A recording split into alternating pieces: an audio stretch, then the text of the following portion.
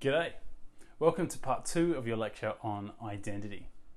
So in the previous lecture, we talked about the history of roleplay games, and we traced the origins of this genre of video game to the war games that were played in the early 19th century. And we saw how it developed from a battle simulation to the idea where you could play as the characters from your fictional novels and have this disassociation between who you are and this identity that's going on in the games.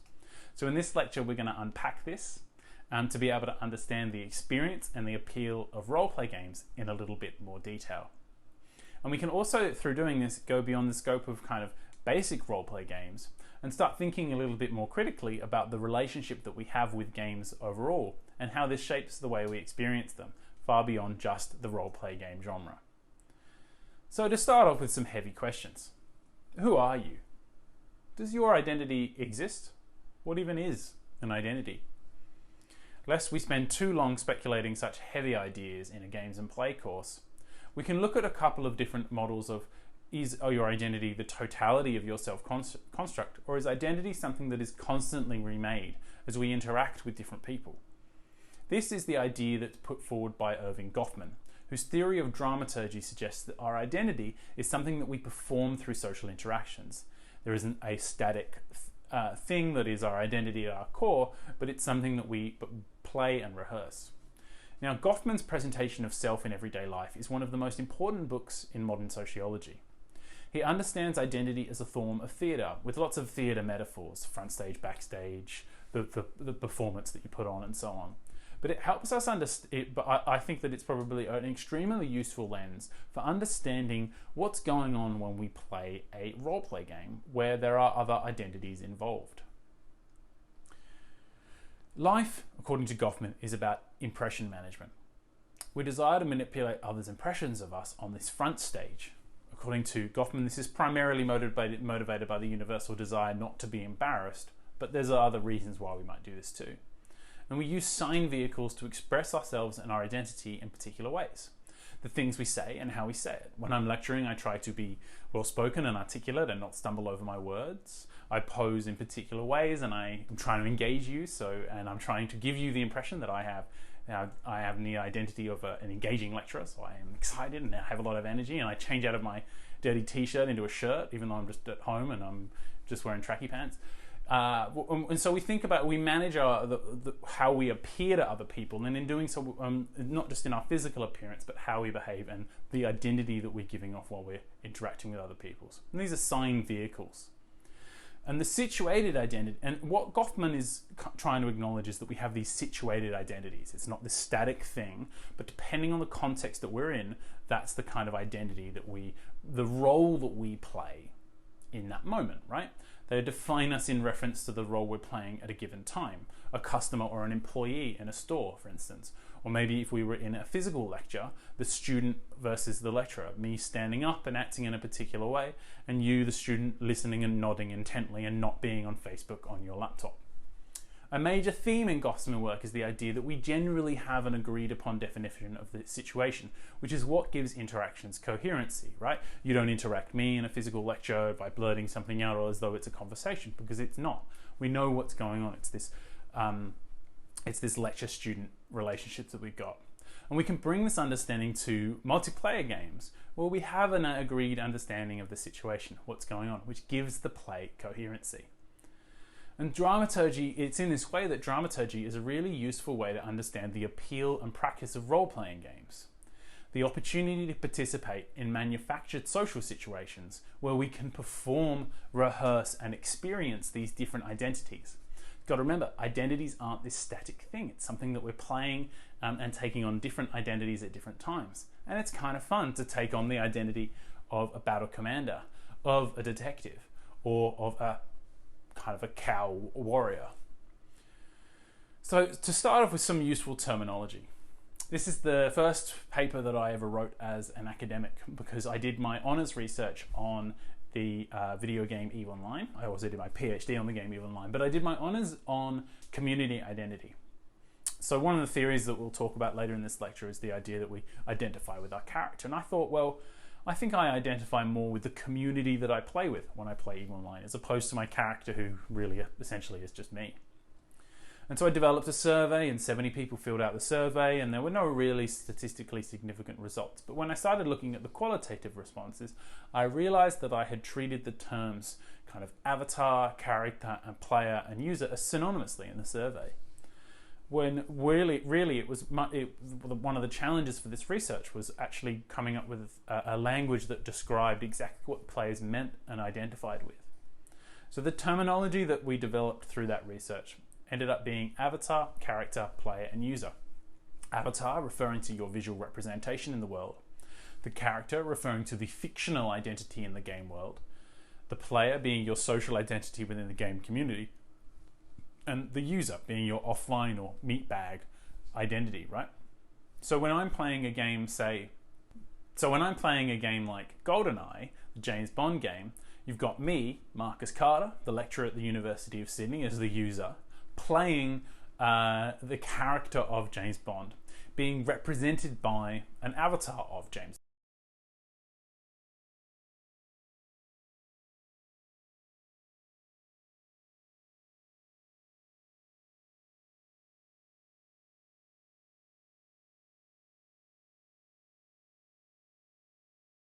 Right? So in this scene from the game, a replication of a scene from the movie, we get this relationship between these different identities. The identity of me, the lecturer at the University of Sydney, the identity of Pierce Brosnan's James Bond, a suave, charismatic womanizer, and then the avatar in the game world. That avatar doesn't look particularly suave or charismatic to me, but because of the fictional identity of the James Bond character, I'm able to, my relationship is with more than just the avatar and just what is depicted in the 1995 GoldenEye video game. There's also some more useful terminology that can help us unpack this further and start to see how complex the identities that can be at play in a roleplay game can be. Mains versus alts is a common terminology used to think of your primary character or your first best character versus your alt as a different character under a different name, maybe with different abilities. In World of Warcraft, for instance, where we might be going on raids together, I might play my main as a healer, but turns out we've got lots of healers logged on tonight, so I'll log into my alt character, who's a DPS character. But even when playing as that, you might still call me by the name of my main character, because it's the identity of my main World of Warcraft character that I'm known as. My player character is known, my player identity is known as, right? So we see how complex this starts to get, right? Well, we've got the user, the same person always, a character who's kind of not necessarily situated in the game environment, but is a player and is represented by lots of different avatars. It's even more complex in games like EVE Online, which I studied my PhD on, where players commit espionage against other organizations within the game. So I have my single static user identity, multiple player identities. I've got my main identity, but also my spy identity in another game. The characters within which are represented by different alts, each having their own avatar. So the required reading this week introduces the idea that roleplay is the enjoyable alteration of self-concept, a psychological reconstruction of the perceived merger of user and characters within the exposure situation.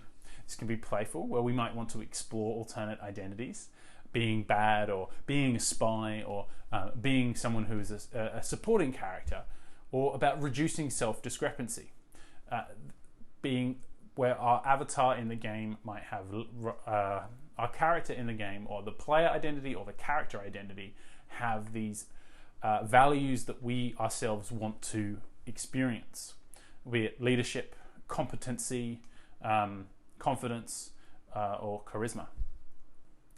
But how can we start to then understand how this complex relationship between ourselves, our player identity in a community, the character identity in a fictional world, and our visual representation of our character, how does this impact our player experience? Through this, we can look at the example of Lara Croft in Tomb Raider to start to unpack some of the issues and bring this back to the ideas of assemblage theory that we introduced last week. So let's take a look at this clip from a Lara Croft game.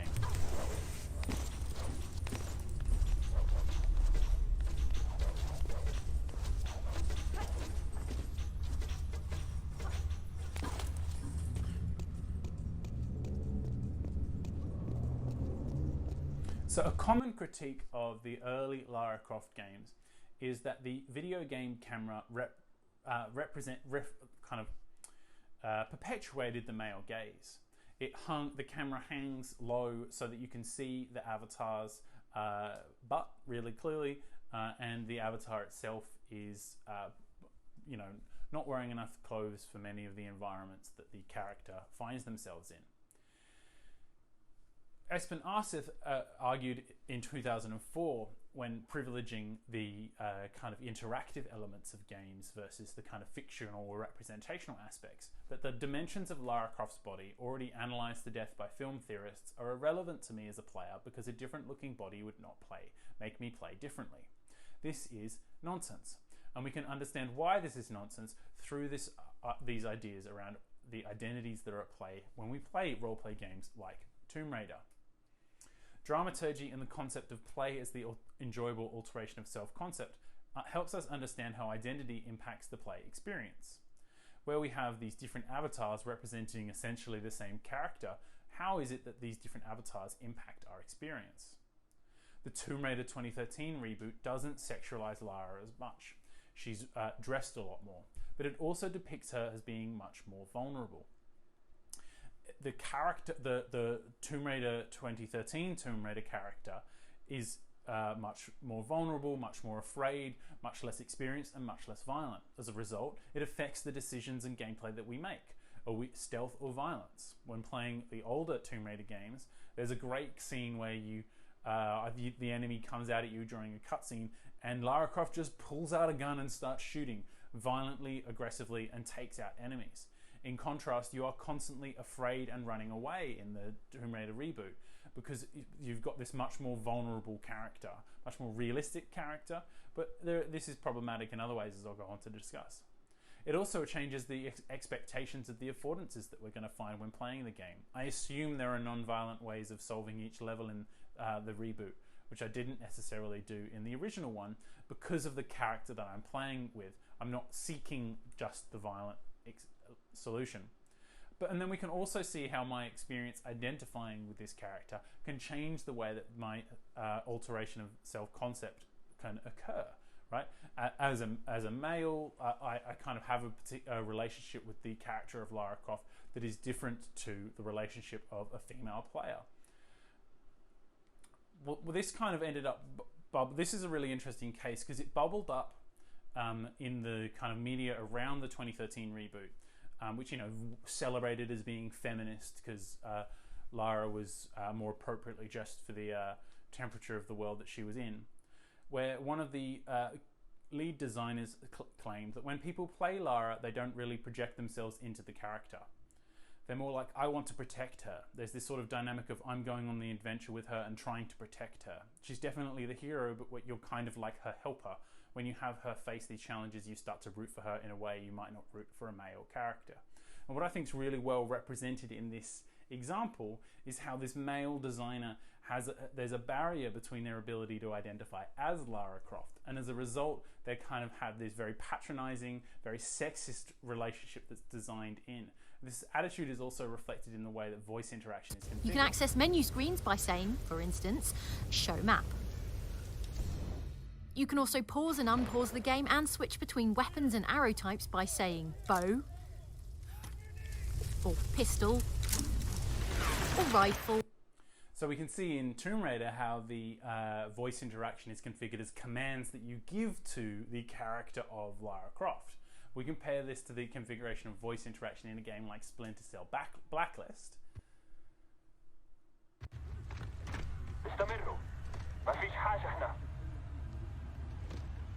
Hey you! انت ايه ده؟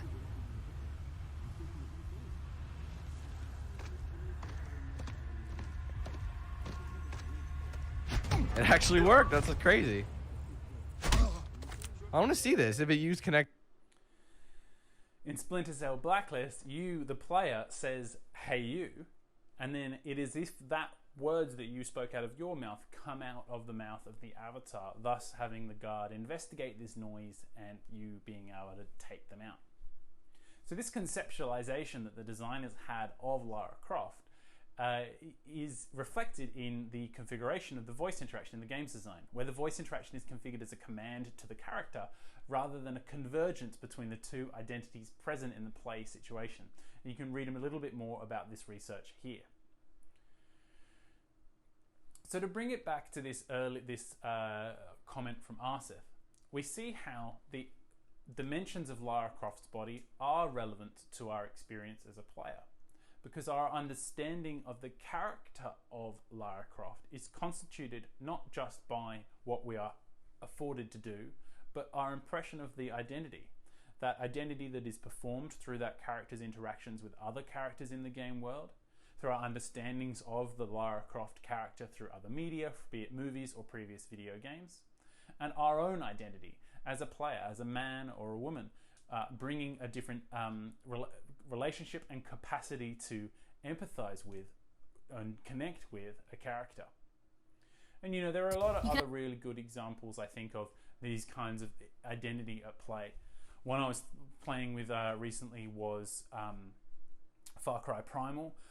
There's a mission in the game where there's a cannibal. So Far Cry Primal is a first-person role-play game set in a kind of Neanderthalic time. And one of the kind of clans of people that you encounter are, this is Dar's character, who is a cannibal, and they have kind of really bad headaches because they eat people. And so one of the things that you do as a player is you help them, you basically open their head to help relieve the pressure from their brain injury. And I really didn't want to do this. This was really gross, but I had to do it. But this was in a cutscene and my character did it. And I felt this huge dissonance between me as the player and this character in the game, because the character was doing things that I wasn't letting them or commanding them to do.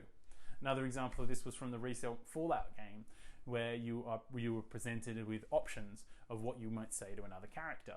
And the options that you were presented with were yes or no. But then when you selected it, the character in the game might say, yeah, sure, that sounds great, whatever. Not exactly what you were intending them to say and how you wanted your relationship with that other character in the game to play out. So I think there's this really close relationship that forms between us and the characters that we play as in the game. And there are different elements of the game's design that can build this up and break this down. So the other thing I want to talk about is this new understanding of game identities, and recognizing that the identity that we have when we're playing is a really important part of our game experience, is a question of who are you when you play a game like SimCity. Right? In some versions of SimCity, you are the mayor looking over a town, and you can even be voted out. You can build a mayor's house. Who are you when you're playing The Sims? Are you everybody at once? Or do you have a main character? Do you ever make yourself when you play The Sims?